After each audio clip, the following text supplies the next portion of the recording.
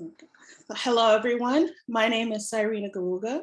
I am the Director of Operations for the Preparedness Treatment Equity Coalition, otherwise known as PTEC.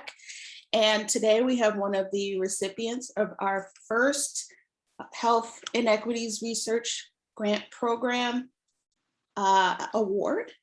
Her name is Dr. Melissa Chinchilla. She's at AltaMed Health Services as well as a number of other places. So she had perhaps one of the most impressive applications that we received, and we're so happy that she came across our call for proposals. And so with that, I would like you to introduce yourself to everyone and just tell us a little bit about the kind of work that you do. Thank you. Thanks so much. And I'm so excited to have received the award and really looking forward to undertaking the work. But yeah, as you mentioned, I'm a research scientist at AltaMed Health Services, which is a very large federally qualified healthcare center. We are housed in Southern California and we serve Los Angeles and Orange County. We serve about 320,000 patients per year. So definitely the largest in California and one of the largest in the nation. I am specifically housed within AltaMed's Institute for Health Equity, which was established in 2017. And it has a couple of different departments, one of them being the research department, which is where I'm specifically housed.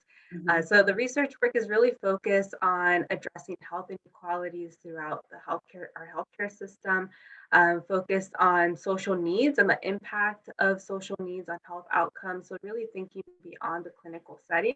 And then in addition to my work with AltaMed, I'm also an affiliate investigator with the Veteran Administration, where I work around veteran homelessness and community integration outcomes. And then I'm also part of various committees that are really focused on race equity work, including how we collect data, how we use data. And a little bit more on my background, I am actually an urban planner in training. So I have a PhD in urban planning from the Massachusetts Institute of Technology. I also have some training in health policy management. So I have a master's of science in health policy management from UCLA's Fielding School. And a lot of my work has really been at the intersection of health and housing. And so, as a trained urban planner and with an interest in the way that our environment impacts health, I always like to think about outside of the clinical setting and how really the social and the physical environment that folks find themselves in can be conducive or not conducive to positive health behaviors and access to health services and other resources that impact our health outcomes. So that's a little bit about me. So, as an urban planner, what brought you to be interested in health? I think for a lot of people watching this, they may not necessarily make that connection. And that's one of the things that we really wanted to promote we knew that there were people like you out there doing this work. And so we really wanted to promote that. And so maybe tell a little bit about how you came to working in health from an urban planning background. Yeah, definitely. So I think more and more we're starting to pay attention to the impact that the physical and social environment has on health outcomes through the social determinants of health. And I really got exposed to the importance or like the intersection of health and urban planning when I was completing my master's in city planning at Berkeley. I had the opportunity to intern with the San Francisco Department of Public Health. This was several years ago, and they were doing work around social determinants of health and the impact of various community factors on the health outcomes that the public health department was focused on. So that was my first exposure to really thinking about the intersection of health and urban planning. And then that experience kind of started for me, helped me connect some of the dots. So, even before going back to get my master's degree, I did some work as a tenant organizer in Los Angeles, where we worked with, around tenants' rights and affordable housing issues. And a lot of the work that we did was actually around code enforcement. So systematic code enforcement throughout the city of Los Angeles was really focused on making sure that people's living was maintained to meet the code standards, which are related to various issues around health. So, for example, chipping, peeling paint, there was a big emphasis on the impact of lead on childhood development. So one of the things that we did was educate residents around the impact of lead and the importance of pointing out chipping, peeling paint to landlords and getting that addressed through systematic code enforcement programs. And so, I started making more of these connections in the way that I was thinking about urban planning and affordable housing. And that led me down this road of wanting to do work at the intersection of both affordable housing and public health. The other thing that I'll say is that, oftentimes when we think about the work that we're doing as researchers and advocates, you always want to back it up with like, why is this work important, right? So one of the things that I love about taking a public health framework is that we can really say that health is a very fundamental thing that everyone deserves to have, and public health as a field takes a rights approach to health. So it's really like people, it's an issue of justice, it's an issue of fairness. It is really a basic right that folks should have is access to good health. And so whenever I think about my work, I like to position it within that health framework because I think it provides strong motivation for why we advocate for specific changes within the community. Thinking about housing, why is housing important? Housing provides a place where people can live stably to address the various needs that they might have. It provides a safe space to lay your head at night. It provides the stability of having maybe a fridge where you can store food and eat properly. And so I really appreciate the frame that public health brings to urban planning work and why we need to advocate and make certain changes within our local community. So can you tell me a little bit about the population that you work with at AltaMed? Yeah, so AltaMed serves a predominantly low-income population. Most of our patients identify as Latino. So AltaMed is located in various communities that have large concentrations of Latino individuals. We estimate that maybe around like 80% of our population self-identifies as Latino. We have low-income folks, folks that are, we also serve folks that are uninsured as a federally qualified healthcare center. And we serve folks that experience various health challenges. So we see, for instance, high rates of diabetes, which our project is focused on, as well as other illnesses, including high rates of asthma among our population, and other diseases that are prevalent among the group that we serve. And all of those obviously, well, I say obviously, but for a lot of people this would be new. Though those are conditions that are directly related to people's living conditions, right? Yeah, definitely. I mean, when you think about, for instance, high rates of asthma, you see that a lot of it is correlated with environmental issues such as air quality. So where are the freeways located? Where are these diesel trucks constantly passing by? Where is the pollution concentrated? We have industries that have been concentrated in low-income communities that are high polluters. And so you begin to see some of those connections if you were to map air quality and rates of asthma, for example. And then when it comes to things like diabetes, a lot of it is related to could be related to like diets, for instance. Do folks have access to healthy foods? What kinds of grocery stores? Are there grocery stores located in neighborhoods? The fast food industry is definitely really prominent in low-income communities. And, that's also related to where businesses are allowed to be cited by government and urban planning. So yeah, there's definitely that direct connection to the environment that folks are live in and their health outcomes and some of these disparities that we see. So your proposed investigation was very interesting to me for a number of reasons. So I have a background in a number of things, but most recently, I have a master's in social work. And so when I was reading it, I thought this is absolutely what I'm looking for when I'm reading these applications. But you used a number of methods that aren't common. So, for example, you have qualitative work, which I didn't see it really in any other application. And so you have like this mixed methods approach. You're directly in a health center where you just will be, as I saw in your application, was plan, study, do, act, right? So you'll kind of be cranking through what, as you are doing the research, kind of like cranking through how it works in the community, right? So can you tell us a bit more about the project that you plan on doing? And you've talked quite a bit about why it's important in general, but why this specific investigation is important. Yeah, thank you for that.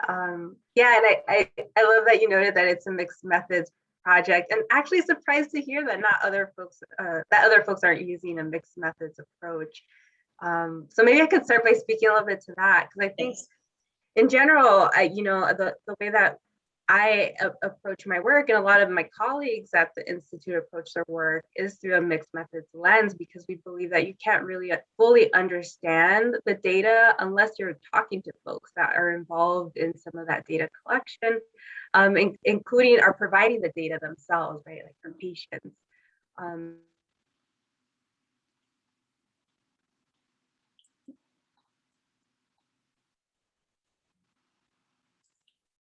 Do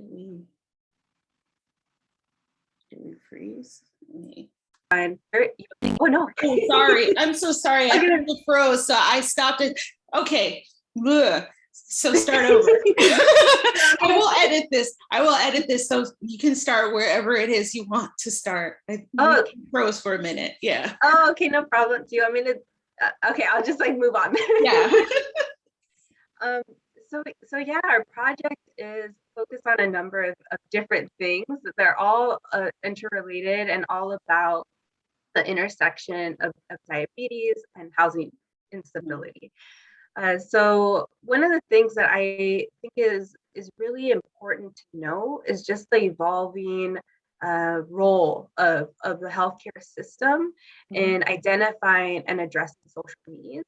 And so, one of the things that we've seen in the last couple of years, and I think we'll continue to see as our healthcare system evolves, is really an emphasis in how, as a healthcare systems, we are identifying individual social needs, including housing, and then addressing them. Because we now, as healthcare providers, public health professionals, we recognize that it is not just about the clinical care, but it's about where an individual is going back after they come into the clinic.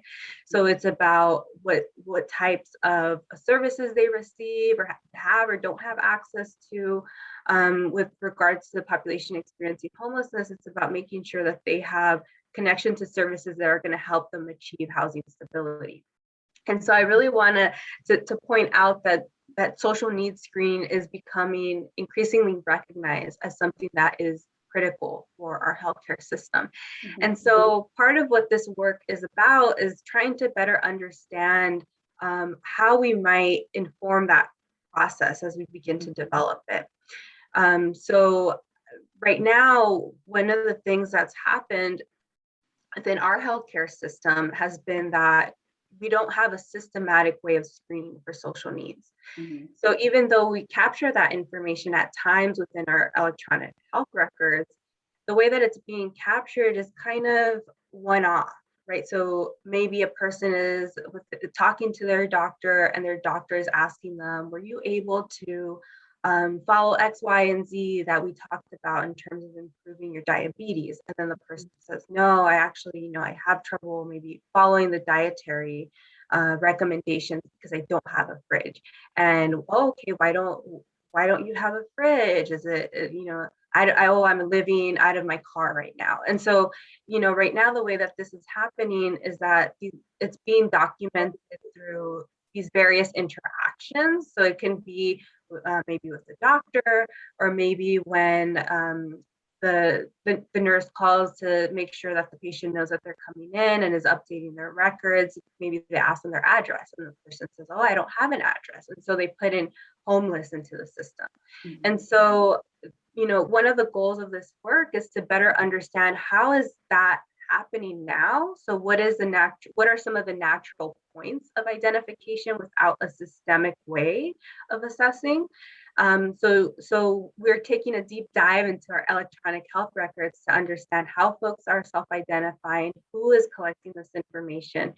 And then we want to also better understand within our patients that are experiencing diabetes. We know that if you have housing instability challenges, it's going to be hard for you to focus on diabetes management, and you're going to have various challenges. But we don't really have, as of now, a complete understanding of what the potential differences might be between someone who's been diagnosed with diabetes and is housing unstable Mhm. versus someone who is diagnosed with diabetes but does not have any housing concerns.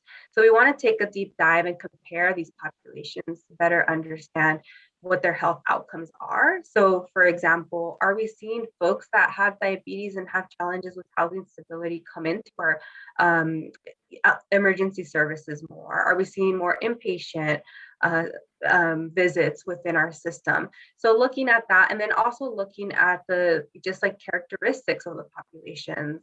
Maybe do folks that are housing unstable and have diabetes, or do they maybe have more co-occurring illnesses that we need to think about and address?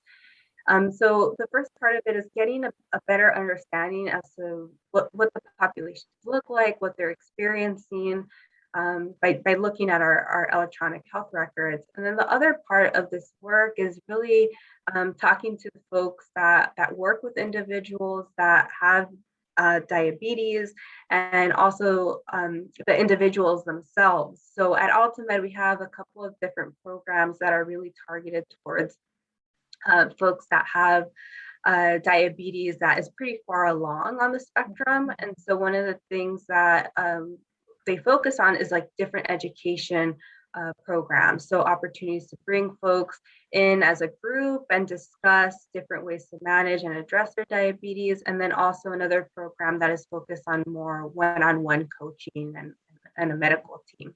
And so we want to work with those two different programs to better understand what's happening currently on the ground. So one of the things that we've learned is that currently those programs aren't systematically screening for housing instability. So we want to work with them collaboratively to come up with a screener that would be culturally appropriate and language appropriate for our population. One of the things that we see within the field of homelessness, which is where a lot of my work has focused, has been that in the last couple of years, there's been a big kind of like a realization that different subpopulations experience homelessness in different ways. Mm-hmm. And so when it comes to the Latino population, one of the things that we see with folks that experience homelessness is that they are more likely to be service disconnected, so to not connect to mainstream services for a variety of reasons, including language access, not self-identifying as experiencing homelessness, which I've talked to different folks that work directly with the population, and they've said to me, like, I had a patient that I worked with, and I was asking them, what's your housing situation, like, where are you living? And then the person describes living in their car, or currently sleeping on the couch with someone for like an undefined time, but they know they have to leave, which by definition would categorize someone as experiencing housing instability and able to access homeless resources. But because the person's not self-identifying themselves as experiencing homelessness, they're not making the connection between their day-to-day and these terms that we're using within social service world, then it's hard then sometimes to make those linkages. So one of the things that we're focused on with our qualitative work is trying to better understand what types of questions and language we might use for housing screening with the Latino population. Some preliminary things that we've heard from our staff our program staff that work with populations that are experiencing housing instability has been like, if you ask them, are you homeless?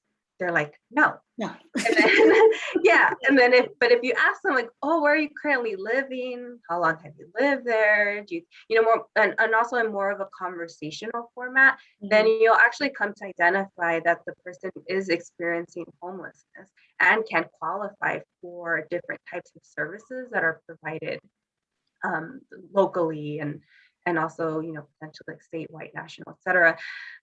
So yeah, so that's the second part of our goal, is to understand that and to hear from people that have been in that position of having diabetes diagnoses and trying to manage their diabetes, and also struggling with their housing, and to learn what might have been or what could be some practices that would be helpful for them, that AltaMed as a healthcare provider can help facilitate. Could you speak to the potential linguistic challenges that you might have in doing this project? Yeah, so one of the great things about AltaMed is that a lot of our staff are bilingual, and so they speak Spanish and English, and you know, Spanish is the second most frequently spoken language within our healthcare system. Mhm. So we will have folks that are bilingual and able to communicate in both English and Spanish. But I do want to note, though, that the Latino population is very diverse. Right. And one of the things that I think folks are beginning to realize more and more is that Spanish is not the only language spoken within the Latino population. A smaller percentage does speak maybe like indigenous languages from their country of origin, and or maybe even they might come from Brazil and speak Portuguese, you know. Yeah.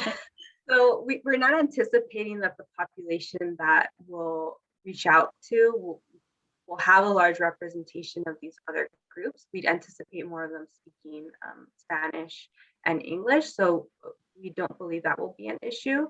But I did want to note that there is language diversity within the Latino community, and one of the things that AltaMed has been working hard on is really making sure that we have language access for folks. So through, you know, sometimes you have so many different languages within a community, and when you come to the clinic, you only find that there's one or two different options for interpretation.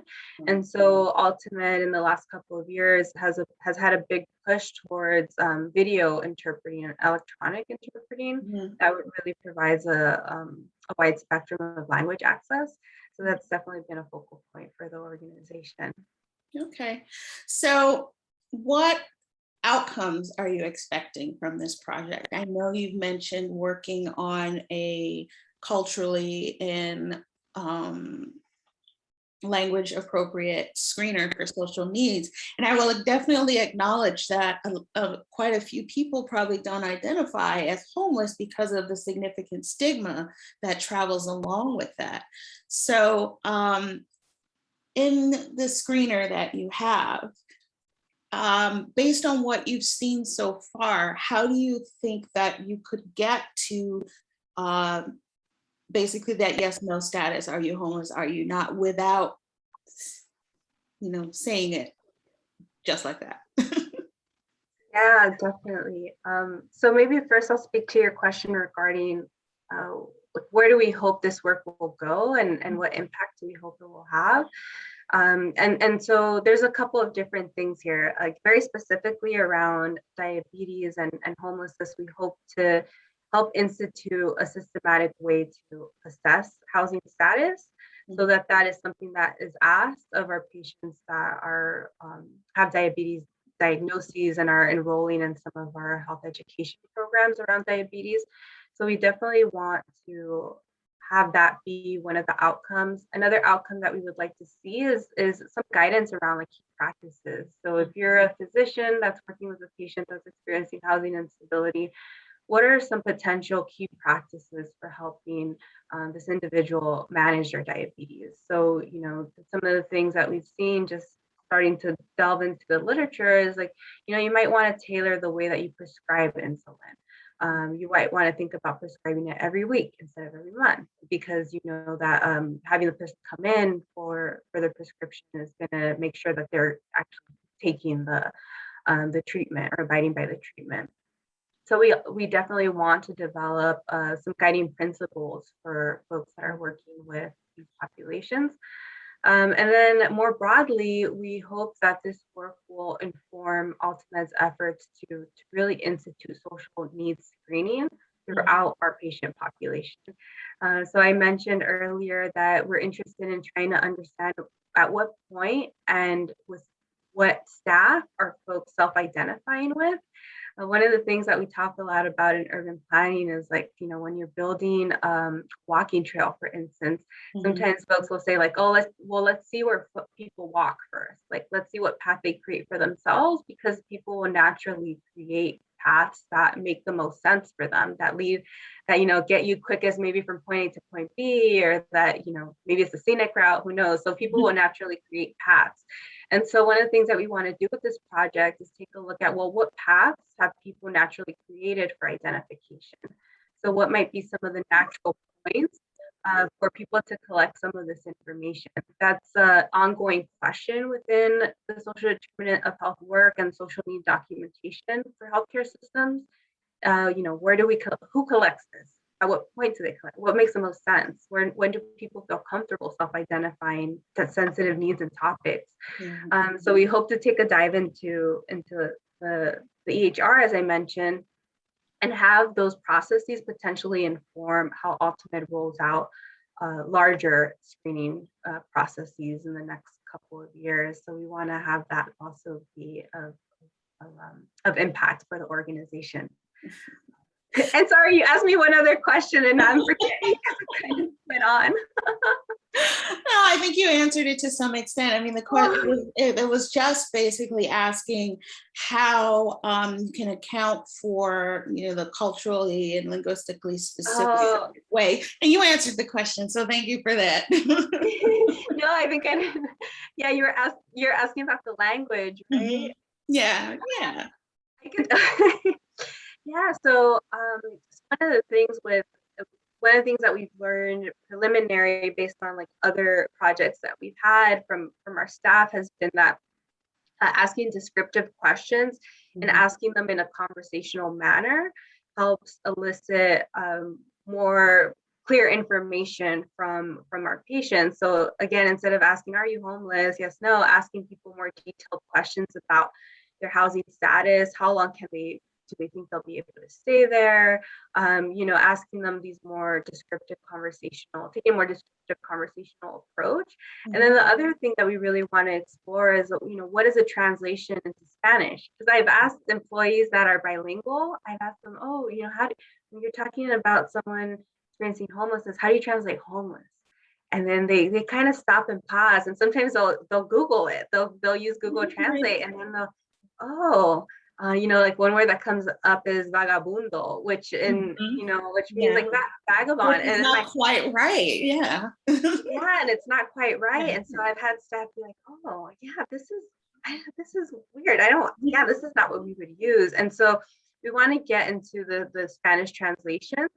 And then the other thing that I'll say on this is that language is ever evolving, right? So even within the homelessness field, one of the things that we've seen is, most recently go from homeless to a person experiencing homelessness, so the person first, and then now we're starting to see more and more folks use the word unhoused.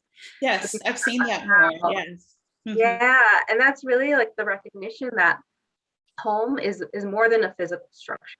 So when you're saying someone is homeless, you're saying that someone is maybe doesn't have a sense of community, and that's not the case for a lot of folks. So we see more folks beginning to use the term unhoused. However, people experiencing homelessness is still kind of the prevalent nomenclature within research and policy realm. So, but yeah, I just wanted to acknowledge that too. Like the language does change. So we need to be attuned to that. So the work that you're doing, I think, would be useful on so many levels in so many different contexts. I mean, working with unhoused populations, working with, unhoused populations that have particular cultural identities, linguistic issues. And I think I'm wondering, how do you intend on disseminating the work that you're doing? I think that it would be really useful for a lot of people everywhere. And so, there's basically a little bit of how you plan on sharing that with the world. Yeah, well, definitely internally to begin, because so Mhm, we want to make sure that the learnings that are developed through our work with at AltaMed are disseminated across our institution, which is fairly large. mhm, So definitely internally, but we all are also going to be looking at other forms of dissemination, including publications within peer-reviewed journals. And then I'm also part of a couple of different groups, including the Homeless Policy Research Institute, mhm. which is based in Los Angeles. It's a group made up of both researchers, but also practitioners, policymakers, um, that work around homelessness in Los Angeles County. So I also hope that that will be another outlet for the work as well, to help inform the way that people understand and think about the identification of folks experiencing housing instability. So, we I think the field has talked forever about social determinants. It feels like forever about social determinants of health. And, really one of the most overlooked parts of that is exactly the type of work you're doing, the built environment, the social environment in which people live. And,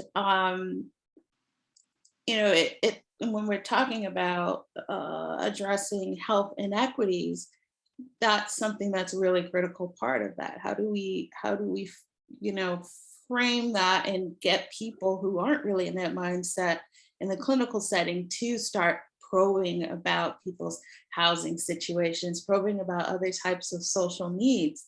Um, so where, after you complete this project, what are some of the things that you and your team are thinking about doing next? Yeah, those are great points. So one of the things that I'll say about AltaMed and its Institute for Health Equity is that, I mean, it's fairly unique for a federally qualified healthcare clinic to have its own Right. research department. Mhm, But it's also super unique to have an organization that's focused on various levels of change. And mhm, so, in addition to research, we also have a department that does policy advocacy work. And mhm. then, along with that, we have now within research, we have an arm that's focused on community and patient engagement. Okay.